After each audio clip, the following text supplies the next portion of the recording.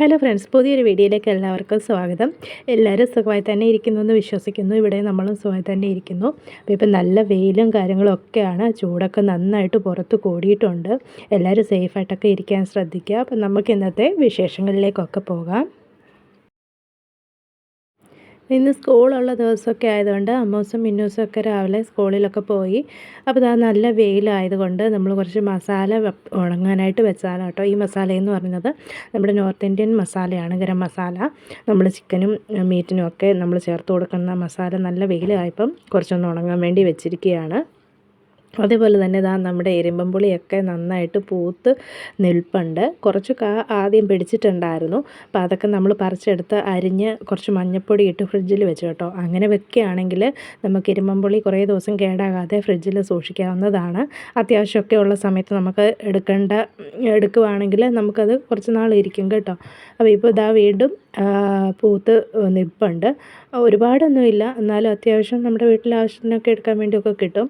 പിന്നെ അച്ചാറൊന്നും അധികം നമ്മളിവിടെ അങ്ങനെ ഇടാറില്ല. അരിഞ്ഞ് മഞ്ഞൾപ്പൊടി ഇട്ട് ചെറുതായിട്ട് അരിഞ്ഞ് മഞ്ഞൾപ്പൊടി ഇട്ട് ഫ്രിഡ്ജിൽ സൂക്ഷിച്ചാൽ ഏകദേശം 1 മാസം വരെയൊക്കെ ഇരിക്കും. അപ്പോൾ ആ ഒരു ടിപ്പ് അറിയാത്തവർ അങ്ങനെ ഒന്ന് ചെയ്ത് നോക്കുക കേട്ടോ. എല്ലാവർക്കും ഉപകാരമാവും. നമുക്ക് ഇന്നത്തെ ഉച്ചയൂണ് റെഡി ആയിട്ടുണ്ട്. റെസിപ്പി ഒന്നും ഞാൻ പ്രത്യേകമായിട്ട് എടുത്തിട്ടില്ല. രാവിലെ നമ്മൾ ഇഡ്ഡലിക്ക് വേണ്ടിയിട്ട് കടലക്കറി ഉണ്ടാക്കിയിട്ടുണ്ടായിരുന്നു. കടലക്കറിയുണ്ട്. അതേപോലെ തന്നെ കപ്പ കുറച്ച് വേവിച്ചത്, അതായത് കുഴയ്ക്കുക വേവിക്കുക എന്നൊക്കെ പറയും. പിന്നെ വെള്ളരിക്ക കറിയുണ്ട്, തൈരുണ്ട്, ബീട്രൂട്ടും ഉരുളക്കിഴങ്ങും കൂടെ മെഴുക്ക് പുരട്ടി വെച്ചതുണ്ട്.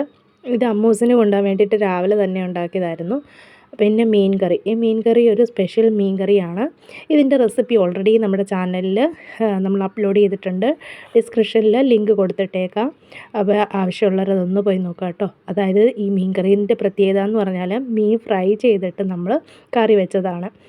നല്ല ടേസ്റ്റാണ്. ചോറിന്, ചപ്പാത്തിക്ക്, അപ്പത്തിന്, ഇടിയപ്പം, പൊറോട്ട അങ്ങനെ എല്ലാത്തിൻ്റെയും കൂടെ നല്ലൊരു കോമ്പിനേഷനാണ്.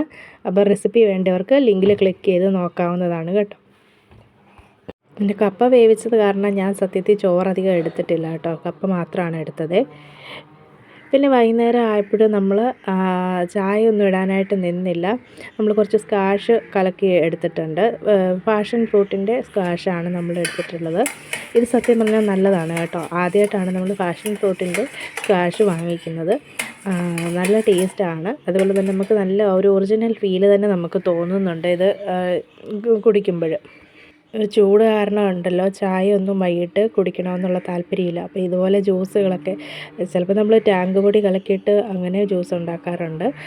അപ്പോൾ അതൊക്കെയാണ് വൈകിട്ട് നമ്മൾ എടുക്കുന്നത്. പിന്നെ വൈകുന്നേരം ആയപ്പോഴത്തേക്കും അമ്മൂസും മിന്നൂസും ഒക്കെ സ്കൂൾ വിട്ട് വന്നു. മിന്നൂസിന് ചെറിയൊരു പനിയുടെ ലക്ഷണങ്ങളൊക്കെ ഉണ്ട് കേട്ടോ. അപ്പം മരുന്നൊക്കെ നമ്മൾ ഓൾറെഡി പോയി വാങ്ങിച്ചിട്ടുണ്ട്. ചൂടൊക്കെ കാരണം പിള്ളേർക്കൊക്കെ വെളിയിൽ കളിക്കാനും നല്ല ബുദ്ധിമുട്ടാണ്. അവരധികം വെളിയിലോട്ടങ്ങനെ ഇറങ്ങാറില്ല. വൈകുന്നേരം കുറച്ച് സമയം ഇവിടെ ഇതുപോലെ സിറ്റൗട്ടിലൊക്കെ ഇരുന്ന് കളിക്കാറേ ഉള്ളൂ.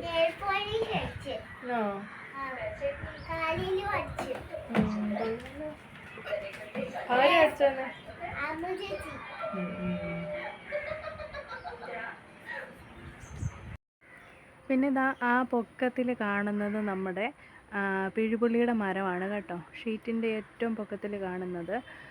അപ്പം ഞാൻ കഴിഞ്ഞ ഒരു ദിവസം ഷോർട്ട് വീഡിയോയിൽ കാണിച്ചിട്ടുണ്ടായിരുന്നു. നമ്മളതിൻ്റെ കമ്പ് കുറേ മുറിച്ച് കളഞ്ഞു എന്ന് കണ്ടോ. അപ്പോൾ എന്താ മുറിച്ചതിൻ്റെ കാരണം എന്ന് പറഞ്ഞാൽ നമ്മുടെ ഷീറ്റിൻ്റെ മേലേക്കായിരുന്നു ആ കമ്പ് കുറേ കിടന്നത്. അപ്പോൾ അങ്ങനെ കിടന്നു കഴിഞ്ഞാൽ ഷീറ്റിൽ പുളിയൊക്കെ പഴുത്ത് കഴിയുമ്പോൾ അത് വീണിട്ട് ഷീറ്റൊക്കെ നാശപ്പെടും. അതേപോലെ തന്നെ അതിൻ്റെ ഇലയൊക്കെ വീണിട്ട് ഷീറ്റിന് നാശമാകുന്ന രീതിയിൽ ആയതുകൊണ്ടാണ് നമ്മളതിൻ്റെ കമ്പ് കുറച്ച് മുറിച്ച് കളഞ്ഞത്. ഇനിയിപ്പോൾ ആ കാണുന്ന ഒറ്റ കമ്പ് മാത്രമേ ഉള്ളൂ. അപ്പോൾ അതുകൊണ്ട് തന്നെ നമ്മുടെ പിഴുപുള്ളിയൊക്കെ ഇനി അധികം കിട്ടത്തില്ല. നമ്മുടെ വീട്ടാവശ്യത്തിന് മാത്രമേ കിട്ടത്തുള്ളൂ. മുമ്പൊക്കെ ആണെങ്കിൽ നമുക്ക് അത്യാവശ്യം കൊടുക്കാനായിട്ടൊക്കെ ഉണ്ടായിരുന്നു കേട്ടോ. 5-6 കിലോ ഒക്കെ നേരത്തെ കിട്ടുമായിരുന്നു. ഇപ്പോൾ പക്ഷേ അത്രയൊന്നും ഇല്ല ഇനി. പിന്നെ അതേപോലെ തന്നെ നമ്മുടെ ഈ റൂഫിങ് ഷീറ്റ് ഇട്ടത് കാരണം നമുക്ക് വേറൊരു ഗുണം കൂടെ ഉണ്ടെന്ന് വെച്ചാൽ ഈ ചൂട് കാലത്ത് നമുക്ക് ചൂടൊക്കെ ഒട്ടും അനുഭവപ്പെടത്തില്ല. മുറിക്കകത്ത് വളരെ ചൂട് കുറവാണ്. സാധാരണ നമ്മൾ ഈ മാർച്ച് ഏപ്രിൽ ഫെബ്രുവരി സമയമൊക്കെ ആകുമ്പോഴത്തേക്കും മുറിക്കകത്തൊക്കെ ഭയങ്കര ചൂടാണ്. ഫാനിടാതെ ഒന്നും ഒരു നിമിഷം ഇരിക്കാൻ പറ്റാത്ത അവസ്ഥയാണ്. പക്ഷേ എന്നാൽ ഈ ഒരു റൂഫിങ് ഷീറ്റ് ഇട്ടതുകൊണ്ട് ചൂടിൽ നിന്ന് സത്യത്തിൽ നല്ല ആശ്വാസമുണ്ട് കേട്ടോ.